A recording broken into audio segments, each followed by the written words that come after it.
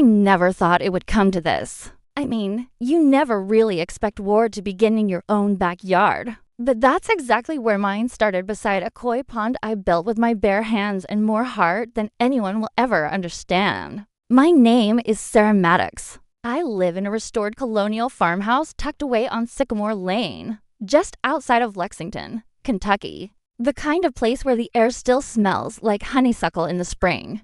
And the only traffic noise you hear comes from migrating geese overhead. 5 acres of land, a wraparound porch with a swing, and sycamore trees that shimmer gold in the fall. We bought it 3 years ago, my husband Daniel and I, after leaving Portland and moving back east to be closer to his family. I loved him. That was the reason I agreed. The house was a labor of love, a full-gut job. We spent nearly $320,000 renovating it from the inside out. New roof, upgraded plumbing, refinished hardwood floors, a sunroom that glowed golden at sunset, and my personal favorite, a koi pond tucked just behind the greenhouse. That pond was everything to me. I designed it myself, chose the stones, laid them down one at a time, and filled the pond with clear water, aquatic plants, and for koi I had driven all the way to Tennessee to pick out personally. Rupert,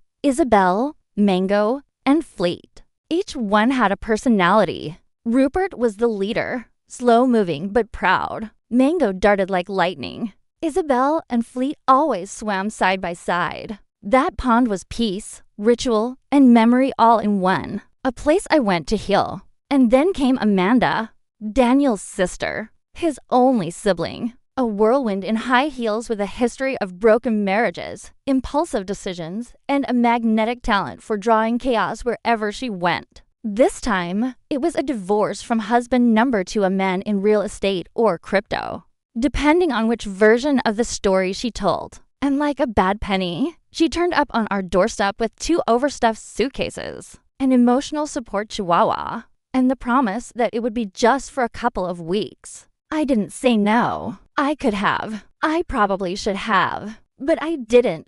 Daniel was worried about her. And truth be told, I'd always been the one who kept the peace in the family. So I told myself I could handle it. I told myself it would be temporary. But almost immediately, the house began to change. My clean, minimalist kitchen, taken over by her chaos kombucha bottles, oat milk cartons, and a growing pile of takeout containers. My reading nook, once a quiet corner filled with sunlight, and linen-bound books, was buried beneath ring lights, cosmetic bags, and a curling iron that left scorch marks on my antique table.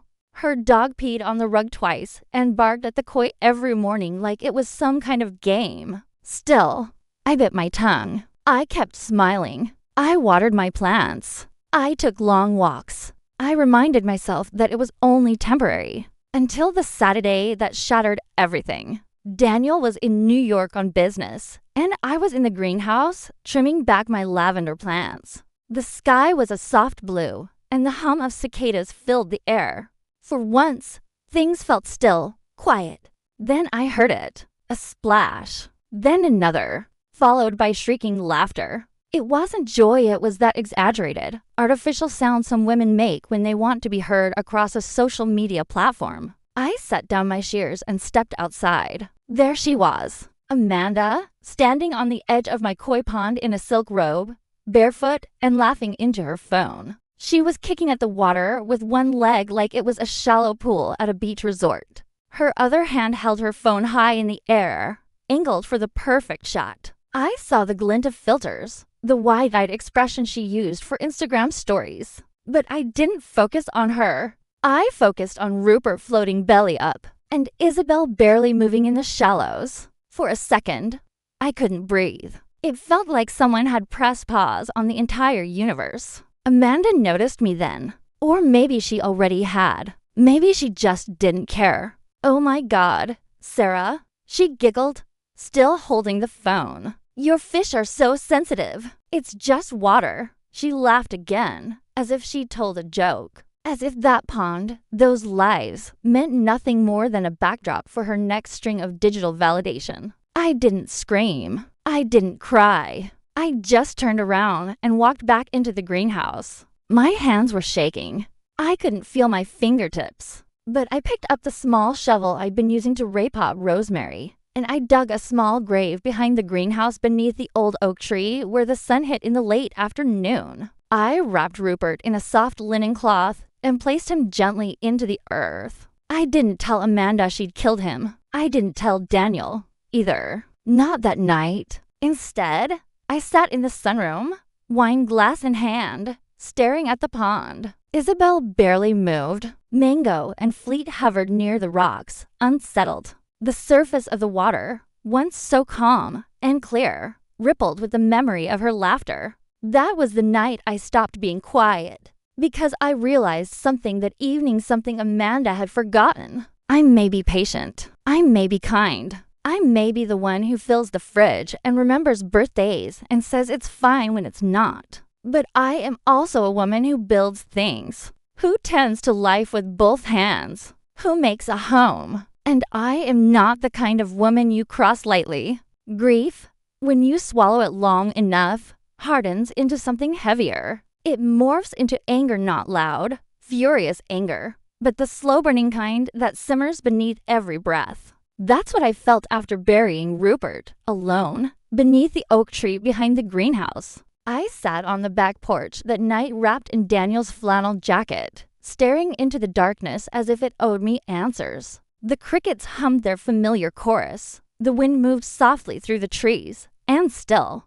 Nothing felt the same. Not the air. Not the soil. Not me. Amanda didn't just kill a fish. She desecrated something sacred, something I built during one of the most fragile seasons of my life. After my mother passed and I miscarried within 6 months, I stopped talking to most people. But I talked to that pond. I sat beside it for hours, sketching designs, reading books, letting my grief rise and sink with the koi as they circled in their slow, meditative patterns. And Amanda, in one burst of Instagram-fueled idiocy, crushed that space. She laughed while doing it, but she had no idea what she'd awakened in me. The next morning, I woke up before sunrise. The dew was thick on the glass panes of the greenhouse. The light was soft, golden, and cold. As I looked out the window toward the pond, its surface rippling with early wind, I made my decision.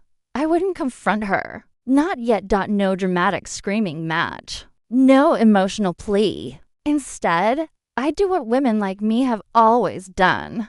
I'd wait. I'd watch. And I'd plan. Amanda was already in the kitchen when I walked in, perched at the island on one of my bar stools like she owned the place. Her silk robe, probably from some overpriced boutique in Los Angeles, slid off her tanned shoulder as she sipped imported herbal tea she charged to my Amazon account. I could smell the lavender and lemongrass before I even made it to the coffee pot. She looked at me over her shoulder. Sleep okay? I smiled as I poured myself a mug of black coffee. Like a rock. You? She shrugged to casual. Yeah, though I thought you'd still be upset about the fish thing. My smile didn't falter. It's just a koi pond.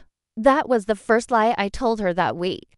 Daniel was in Manhattan on business, and I had 5 days before he returned. 5 days to gather the truth. 5 days to build a foundation strong enough that when the hammer came down, Amanda wouldn't be able to pretend it was anything other than earned. That afternoon, I called my friend Marie, who worked in private security in Louisville. She owed me a favor from when I helped her renovate her backyard garden last year, and she didn't ask too many questions. While Amanda was out at her nail appointment, her third in 10 days, Marie installed hidden cameras in the kitchen and living room, another small one on the back porch. I didn't want drama. I wanted proof. Over the next few days, I started laying the groundwork. First, I forgot to buy the oat milk she liked. Then I let the Wi-Fi mysteriously go out for an entire evening she couldn't stream her dating shows. And I made sure not to offer my hotspot. I started washing all our clothes on hot,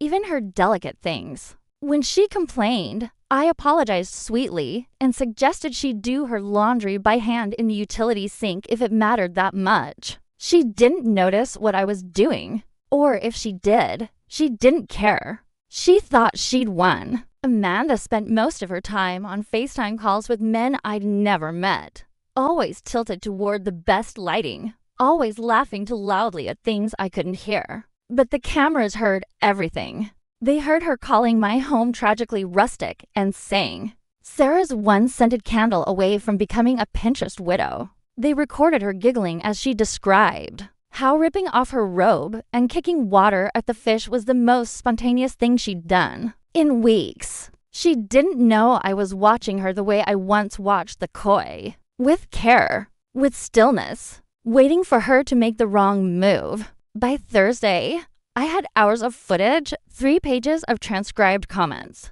and screenshots of her online purchases using my save payment method, of course. But my goal wasn't just to show Daniel what she'd done. I wanted him to feel it, to sit with the same weight I had been carrying since the day she moved in. Friday came, the final day.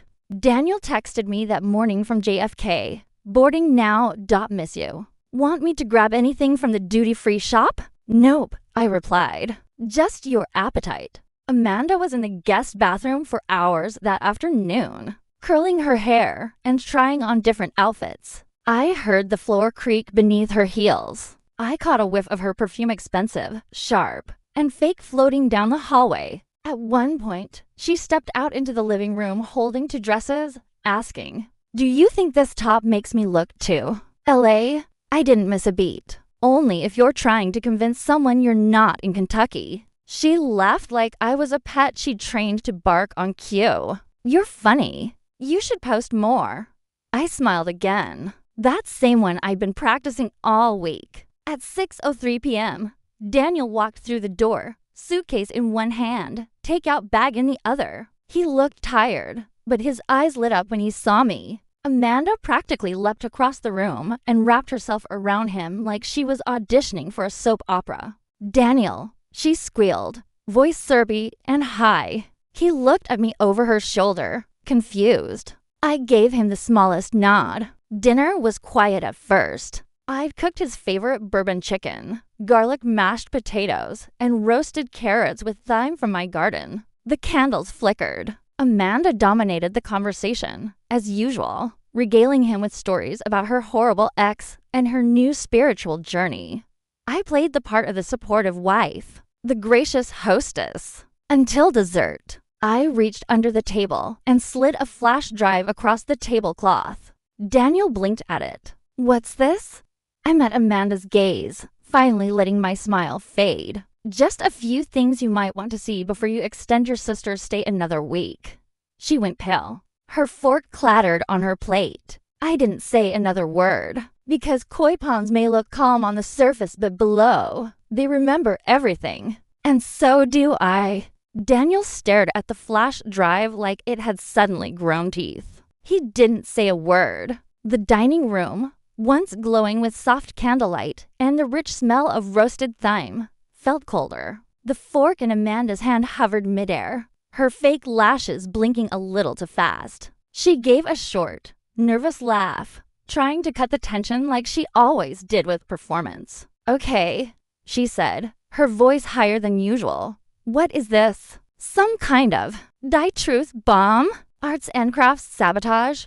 I leaned back in my chair, wine glass cool in my hand. I tilted my head and studied her, but my smile didn't come. Not this time. No, I said quietly.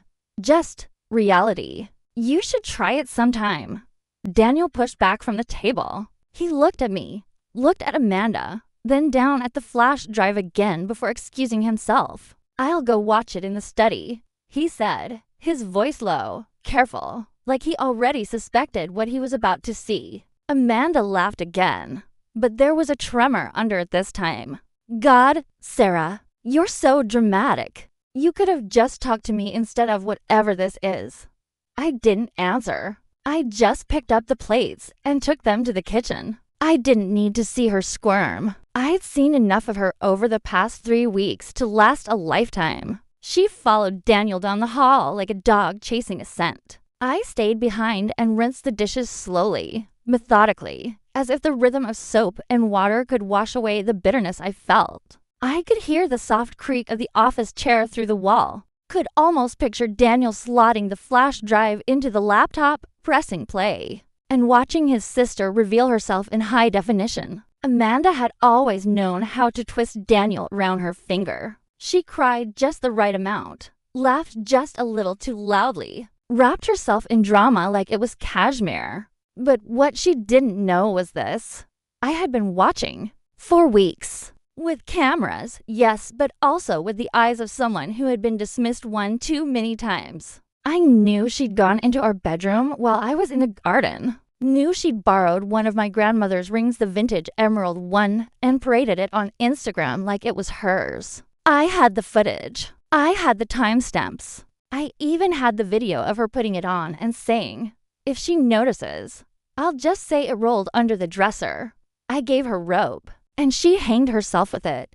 30 minutes passed, then 40. Finally, Daniel came out of the study. His expression wasn't angry. It wasn't even shocked. It was something worse, disappointed. He sat down across from me, letting out a long breath. Amanda trailed behind him, and for the first time in forever, she was silent. Her shoulders slouched. Her eyes darted between us like a child waiting to be grounded. You knew, Daniel said, his voice almost a whisper.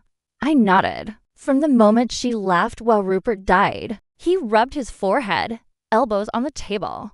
I don't even know what to say. Then don't, I said calmly. I reached for my napkin and folded it neatly. I wasn't shaking. I wasn't yelling. I was exactly what Amanda never saw coming me, but fully awake. I'll talk to her, Daniel offered weakly. I stood up, placing the napkin on the table. No, you'll pack her a bag. Tonight. Amanda's mouth dropped open. Wait, what? You're kicking me out? Over a fish. That was it. That was all she could see, a fish. I looked her dead in the eyes, and this time my voice didn't waver. No, Amanda, I'm kicking you out because you came into my home, disrespected every inch of it, and didn't think I'd notice. Because you destroyed something I loved and laughed about it. Because I've been quiet too long. And that ends tonight? She blinked. Maybe it was the lights. Maybe it was the cracks forming in her mirror-perfect image of herself. But where am I supposed to go? I walked to the drawer, opened it, and pulled out a check I had written that afternoon. I held it out to her. $2,000, I said. That should cover a hotel for the week. After that, I suggest you look into long-term rentals. You'll find plenty in Nashville, or Memphis, or wherever the wind blows you next. Amanda stared at the check like it was poison. For a moment, I thought she might throw it at me, but she didn't. She took it. Daniel stood by the door, not saying a word. He didn't stop me. He didn't protest. That, more than anything, told me we turned a corner. Amanda packed her things in silence. Her silver SUV backed down the gravel drive at 9:27 p.m. Her hair was unbrushed. Her designer bag hung crooked over her shoulder. The trunk didn't quite close. She didn't look back. I stood on the porch, arms crossed, watching her tail lights fade into the dark. Daniel stepped up behind me, hands in his pockets. You didn't have to pay her, he said quietly. I didn't, I replied. That was her severance. He chuckled, but it was empty, not joyful. More like a release of pressure that had been building for years. You really waited it out, didn't you?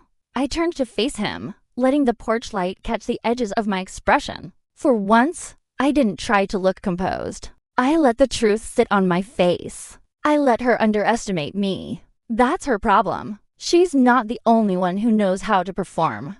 Daniel didn't reply right away. He just looked at me, really looked at me. Like he hadn't seen me properly in months. Maybe years. And maybe for the first time, he remembered I was more than his wife. I was a woman who'd survived more than he knew. Who had learned how to stand her ground in silence, without applause. And as the screen door creaked behind us and the night returned to stillness, I felt something stir in me. Not relief, not revenge, just clarity. Amanda was gone. The chaos she brought with her had lifted, and all that remained was the hum of crickets, the deep breath of Kentucky night air, and the first real silence I'd heard in weeks. And maybe, just maybe, that silence belonged to me again. A week passed, then two. It's strange how fast a house can shift once someone leaves it. It wasn't just Amanda's voice that disappeared. It was the tension too. The feeling that I had to stay small, stay pleasant, stay quiet just to keep the peace. Without her here, everything breathed easier. The walls exhaled. The floors felt warmer. The air returned to its natural rhythm, like the house itself was finally allowed to stretch. But the pond was still broken. Rupert was gone. The others, Mango, Fleet, and poor Isabel, survived, but something was off in their movements. Slower, hesitant. They circled like ghosts of themselves. Isabel especially, who once sparkled bright gold, now looked dull and listless. I watched her every morning, wrapped in Daniel's old flannel, coffee cooling in my hand, feeling that same ache bloom in my chest. IT wasn't just about the fish. It was about what that space had meant, what it still meant. That koi pond was never just decorative. It was a graveyard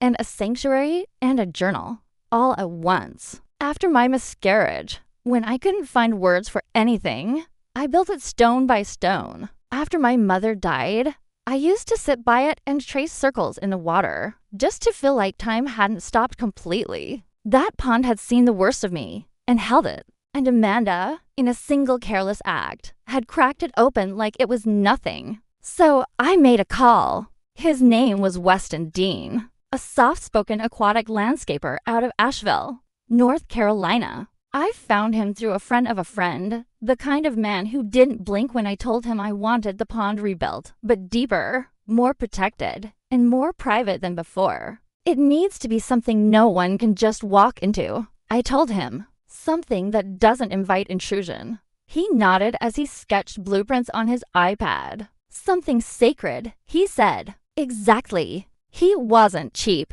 The final estimate came to $14,000. I paid half up front without blinking. I didn't need Daniel's permission. I didn't need a discussion about priorities. I just needed it done. The build started on the 1st of October. Weston and his crew arrived every morning before sunrise, quietly unloading stones from a flatbed trailer. They brought in granite slabs from a quarry in Tennessee, each one hand-cut and smoothed to perfection. They dug deeper this time, laid a darker foundation, and installed a filtration system so silent it sounded like a sigh. I stood nearby every day, watching like a hawk, not because I didn't trust them, but because I needed to be there. I needed to witness the rebirth of something that had once grounded me. Daniel kept his distance through all of it. He moved around the house like a man tiptoeing through something sacred, unsure of where he belonged. I didn't blame him. For the first time in our marriage, I hadn't softened the blow for him. I hadn't made peace or buffered conflict or sugarcoated the truth. And he didn't know what to do with that. 3 weeks after Amanda left, he finally broke the silence. I was pruning rosemary in the greenhouse when I heard the door open behind me. I didn't turn around. The scent of the herb wrapped around me like armor. "You haven't asked where she went," Daniel said, his voice low. "Does it matter?" I asked without looking up. "She's in Denver," he said, "with a new boyfriend, a therapist, apparently." I snipped another sprig. "Let's hope he's licensed." He let out a breath through his nose, almost a laugh. "But it wasn't funny, you know," he added. I didn't realize how bad it got. Not until I saw the footage. I looked at him then. He wasn't defensive. He wasn't distant. Just ashamed. His face had the quiet look of someone who knew he'd failed the person who least deserved it. "I did," I said. "I saw it every day." He sat beside me on the potting bench, brushing some soil off the edge. His hand reached out, just barely brushing mine. "I'm sorry," he said, "for not protecting you better. Or the pond. Or this place." For the first time in a long while, I believed him. But I also knew it didn't really matter anymore. Not in the way it used to. Because I had learned something in the silence Amanda left behind. Something that changed me. Sometimes peace isn't something someone else can give you. Sometimes the fight is yours and yours alone. The pond was completed a week later, sleeker, stronger. The granite rim reflected moonlight at night, and the new pump kept the water still and cold and clean. Weston added a submerged stone bench so I could sit with my feet in the water if I ever wanted. I hadn't yet, not because I didn't trust it, but because it felt sacred now, like a cathedral, like a promise. I bought 2 new koi, 1 silver, 1 orange. They moved gently, gracefully, unbothered by history. I hadn't named them. I wasn't ready. Every morning, I sat beside the pond with my coffee. The mist rose slowly off the water like incense in a chapel. I placed one hand on the cool stone edge, closed my eyes, and let myself feel the quiet. It was different now, not because it was louder or heavier, but because it was mine. For the first time in years, I felt that stillness return, not the brittle kind you perform for others, but the real kind. The kind that comes when you reclaim what's yours, rebuild what was broken, and draw a clear line no one will ever cross again. When I closed my eyes, I didn't see Amanda anymore. I didn't hear her voice. I didn't feel the sting of her laughter. I saw what I'd built, what I'd protected. Not just a koi pond, a boundary, a beginning. And I knew, deep in my bones, that whatever came next, I would be ready.